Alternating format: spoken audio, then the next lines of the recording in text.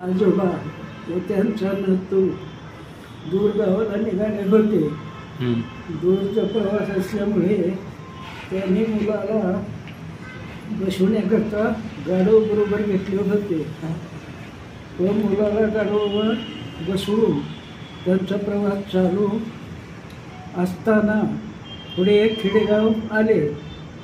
मुलगा गाढवावर आजोबा चालत आहे हे पाहून कट्ट्यावर बसलेली माणसे मुलाला म्हणाली की अरे तुला लाज वाटते किंवा नाही, म्हाताऱ्या आजोबा चालवतो आहे आणि तू तरुण असून गाढवावर बसला आहे,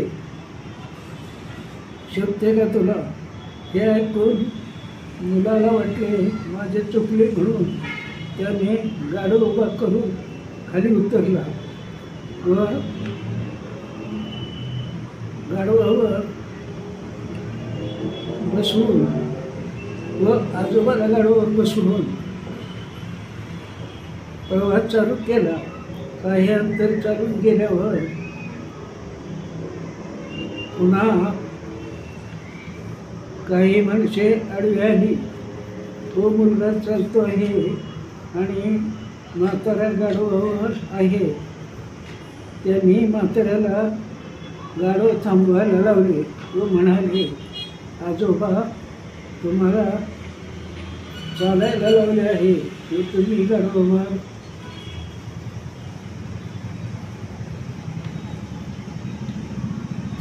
आहे, गाढवावर बसला आहे. या वयात तुम्हाला शोभते का? उतरा खाली. हे ऐकून म्हातारा खाली उतरला व गाढव हातात धरून दोघेही पायी चालू लागले.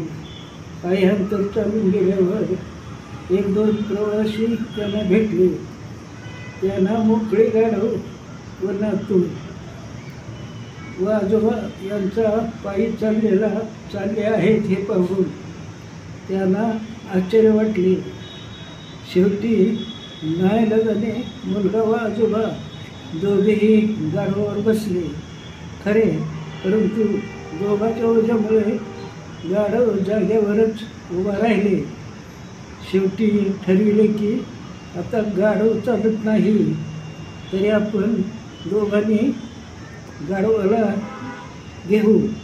त्यांना हे युक्ती सुचली. एका काठीला गाढवाचे 4 पाय उलटे करून बांधले व पुढे मागे खांद्यावर घेतले आणि प्रवास चालू केला. नंतर पुढे एका नदीवर लोखंडी पूल गाढवा आला. पुलावरून चालत असताना गाढव उलटे झाल्यामुळे त्याला पाण्यात त्याचे प्रतिबिंब पाहून पाय जळून चिमकळू लागले. गाढवाच्या या हालचालीमुळे यांना तोल आवरता आला नाही व गाढव पाण्यात पडून मरून गेले. तात्पर्य तात्पर्य तात्पर्य ऐकाय जनाची करावी म्हणायची.